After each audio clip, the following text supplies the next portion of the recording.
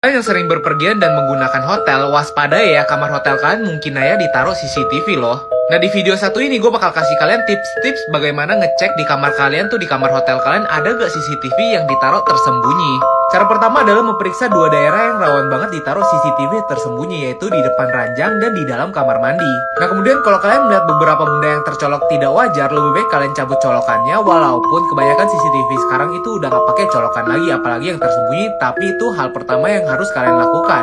Kemudian cara kedua adalah mematikan lampu di ruangan itu dan menyenteri ruangan itu. Kalau kalian menemukan cahaya yang memantul tidak wajar, kalian udah harus waspada tuh. Berikutnya kalian bisa menyalakan hotspot di smartphone kalian, soalnya biasanya CCTV tersembunyi itu membutuhkan wifi untuk mengirimkan gambarnya. Kalau ada misalnya koneksi yang aneh, kalian udah harus waspada tuh, jangan-jangan dari CCTV tersembunyi lagi. Cara terakhir menurut gue yang paling gampang untuk ngecek di dalam kamar kalian tuh ada CCTV tersembunyi apa enggak adalah mendownload aplikasi ini nih. Semoga bermanfaat ya. Hal-hal gila yang terjadi di perang Vietnam ada hubungannya sama film Rambo loh. Yang pertama, kalian tahu kan super glue atau yang kita sering sebut dengan lem Korea ini? Kalau di perang Vietnam itu, lem super glue ini dipakai buat nutupin luka loh. Soalnya korbannya tuh banyak banget, jadi nggak sempet dijahit. Akhirnya lukanya itu ditutup dengan meneteskan super glue ini. Yang kedua, lebih mengerikan dari Perang Dunia Kedua. Kalian bayangin aja, Perang Vietnam ini terjadi selama 19 tahun dan selama 1 tahun itu minimal ada 240 hari mereka akan berperang.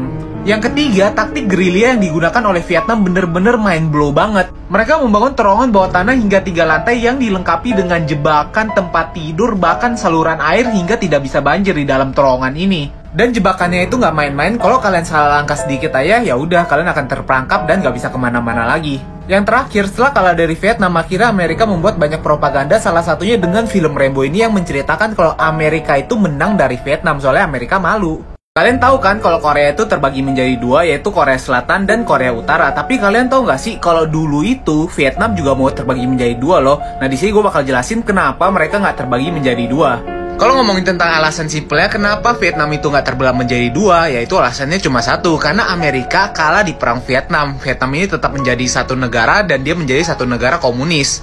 Terus kalian penasaran dong gimana caranya negara Vietnam itu bisa ngalahin negara Amerika yang terkenal di dunia perangnya ini? Memang salah satu taktik yang digunakan oleh Vietnam saat perang Vietnam adalah menggunakan taktik gerilya nih. Lihat coba, mereka bisa ngebangun lorong di bawah ini buat tiba-tiba muncul dan menyerang tentara Amerika. Walaupun memakan korban yang banyak, awalnya negara Amerika itu belum mau mundur karena mereka itu sudah berhasil di Korea. Mereka mikir, loh kok di Vietnam mereka bisa kalah, mereka nggak mau mundur nih karena mereka gengsi. Dan akhirnya karena jumlah korbannya sangat banyak sekali, Amerika itu mundur dari Vietnam. Tapi hingga sekarang Amerika itu tidak mau mengakui kekalahannya dengan Vietnam dengan cara menyebarkan kebohongan. Yuk intip beberapa negara yang menindak keras koruptor di negaranya. Yang pertama adalah negara China. Negara China itu memang terkenal banget menindak keras para koruptor di negaranya. Orang-orang yang terbukti korupsi lebih dari 215 juta akan langsung dieksekusi. Yang kedua adalah negara Malaysia. Bahkan di Malaysia sendiri sudah ada undang-undang anti korupsi sejak tahun 1961 dan sejak tahun 1997 sudah ada hukuman gantung bagi para koruptor. Yang ketiga adalah negara Jepang. Walaupun hukuman maksimal bagi para koruptor cuma 7 tahun, setelah melewati masa hukuman 7 tahun itu, setelah mereka bebas, mereka akan mendapatkan budaya malu di mana mereka itu mendapatkan tekanan sosial dan mereka itu akan menghabisi diri mereka sendiri, para koruptor itu ya. Yang keempat adalah negara Korea Utara. Kalau yang satu ini kayak nggak usah dijelasin lagi ya, nggak salah ya bisa dieksekusi. Kalau ini korupsi, contohnya adalah paman Kim Jong-un sendiri, di mana dieksekusi dengan cara dilemparkan kepada 120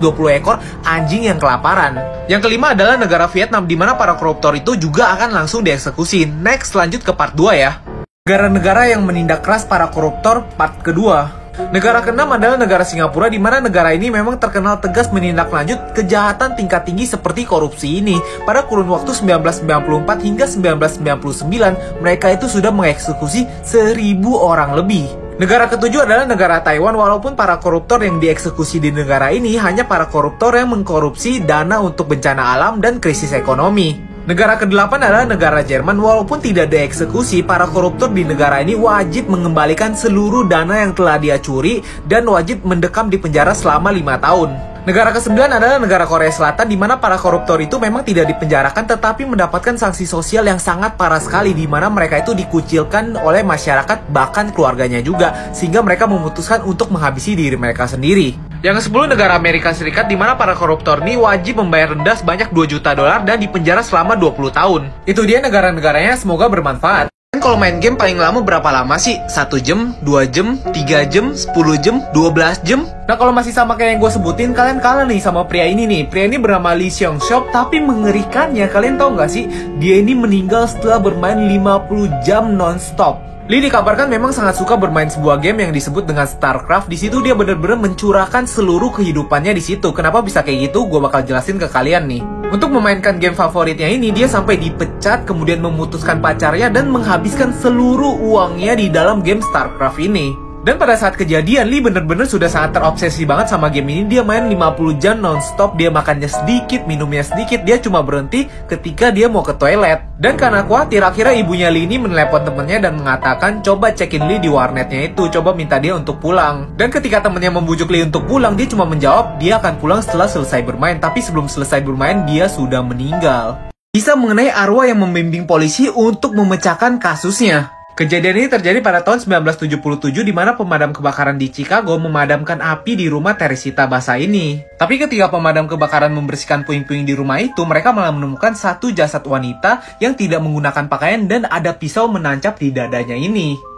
Melihat hal ini, polisi pun mengetahui kalau kebakaran itu sengaja untuk menutupi barang bukti, tapi setelah 5 bulan kemudian belum dapat ditemukan siapa tersangkanya. Dan mengejutkannya, setelah 5 bulan berlalu, seorang wanita berasal dari Filipina kerasukan arwah yang mengaku adalah arwah Teresita itu. Arwah Teresita benar-benar menjelaskan apa yang terjadi pada malam itu. Dia menjelaskan kalau pada malam itu dia dirampok, perhiasannya diambil, bahkan dia menjelaskan siapa pelakunya, namanya bagaimana, dan semuanya dijelasin detail nih pelakunya yang ini. Pada awalnya pelaku tidak mau mengaku sampai polisi berhasil menemukan perhiasan yang dia ambil. Nah, dari kasus ini walaupun sulit dipercayai, tapi arwah dari Teresita sendiri itu yang menyelesaikan kasusnya sendiri.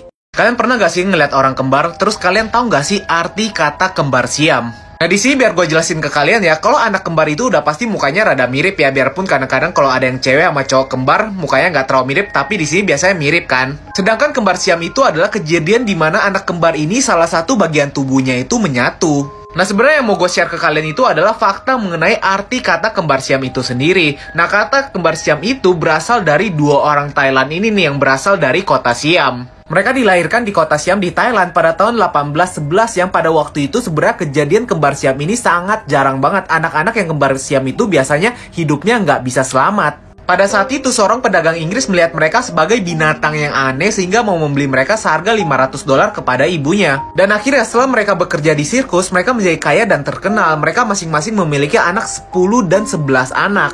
Nah, jadi itu dia kisah mengenai anak kembar siam dari Thailand yang membuat kata kembar siam itu menjadi populer. Kalian coba perhatiin foto satu ini deh, terus kalian perhatiin pria satu ini nih. Kelihatan mukanya depresi nggak sih? Kayaknya enggak ya.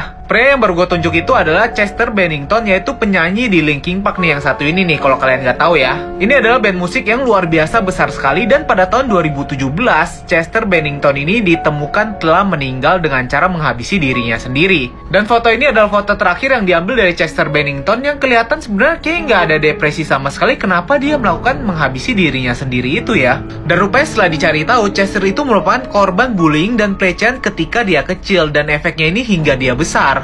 Dia mengalami depresi-depresi yang berat yang tidak bisa dia ceritakan sehingga dia menjadi pecandu minuman keras. Nah dari kejadian ini kita belajar kalau kita mengalami depresi berat, kita harus cerita ke teman kita, dan kalau kita melihat teman kita yang lagi depresi, kita harus mendengarkan mereka. Karena kadang-kadang orang yang mengalami depresi itu cuma mau didengar. Pokoknya kalian harus selalu ingat, kalian itu selalu berarti bagi seseorang, bisa ayah, ibu, atau teman-teman kalian. Kalian tahu gak sih apa yang dilakukan sama orang kaya di Dubai untuk kasih tahu jenis kelamin anak mereka? Jadi baru aja nih beberapa hari yang lalu, dua pasangan suami istri ini menyewa Burj Khalifa sebesar 1,4 M cuma buat kasih tahu jenis kelamin anak mereka. Tradisi memberitahu jenis kelamin bayi ini memang lagi ngetren banget di dunia, dan ini adalah yang paling besar di dunia. Dan luar biasanya kalian tahu untuk 1,4 miliar itu berapa lama mereka menyewa gedung ini?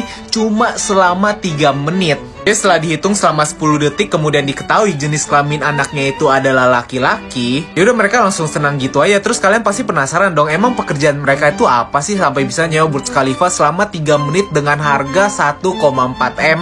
Jadi memang pasangan suami istri itu adalah seorang YouTuber di Dubai yang mempunyai subscriber sebanyak 8 juta subscriber. Nah menurut kalian gimana nih? Kalau gue sih aduh ginjal gue bergejolak denger hal-hal kayak gini. Nah buat kalian yang penasaran sama video lengkap acara perayaan ini udah gue upload di Instagram gue ya, silahkan dicek. Makna dibalik logo-logo besar di dunia, ini part yang ketiga ya. Nah, ini adalah merek dari Toblerone, dimana coklat dari Swiss. Nah, kalau kita perhatiin itu logonya kayak gunung, terus kalau kita perhatiin bener-bener ada beruangnya. Ini beruangnya kenapa ada di sini? Jadi memang asal perusahaan ini, kotanya itu dikenal dengan kota beruang, dan akhirnya dia memilih memasukkan logo beruang agar gampang diingat juga, tapi tersembunyi kayak gini loh. Nah, terus logo dari BMW atau sering kita sebut dengan BMW. Kalau kita perhatiin logonya ini, tengahnya ini tuh kayak baling-baling pesawat. Kenapa kayak gitu? Rupanya perusahaan dari BMW ini pernah juga bergerak di bidang teknologi pesawat. Kemudian logo dari Hyundai, kalau kita perhatiin itu kayak huruf H, tapi kok H-nya rada aneh. Tapi sebenarnya makna logonya itu adalah makna dua orang yang sedang berjabatan, yaitu si pemilik perusahaan ini dan kliennya itu loh. Dan yang terakhir adalah logo dari Toyota. Kalau kita perhatiin baik-baik, logo Toyota ini adalah logo benang yang mau dimasukin ke jarum. Kalian lihat gak sih? Nah, kenapa bisa kayak gitu? Rupanya dulu Toyota adalah perusahaan yang memproduksi mesin jahit.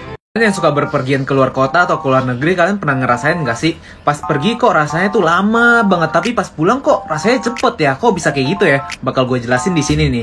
Hal ini sudah diteliti pada tahun 2016 dan sudah dijurnalkan ke dalam jurnal Hippocampus. Rupanya hal ini terjadi karena ketika kita pergi itu, otak kita mencerna rute yang kita lewati. Sedangkan kalau kita kembali pulang, kita melewati rute yang sama, otak kita tidak perlu lagi mencerna rute-rute yang kita lewatin karena sudah pernah. Jadi kita merasa, loh kok rasanya lebih cepet ya? Karena otak kita nggak mencerna rutenya lagi. Nah, tapi selain itu ada juga alasan kenapa hal ini bisa terjadi. Karena ketika kita pergi itu, kita memberikan ekspektasi waktu kita sampai di tempat tujuan. Sedangkan kalau kita pulang, biasanya itu kita tidak punya ekspektasi yang berlebihan. Dan penelitian ini juga dapat membuktikan itu semua cuma ekspektasi dari otak kita. Karena ketika diberikan jalur pulang yang berbeda tetapi dengan jam yang sama, otak kita juga akan merasakan, loh kok pulangnya sama aja ya lamanya. Nah, hal ini karena otak kita mencerna ulang lagi.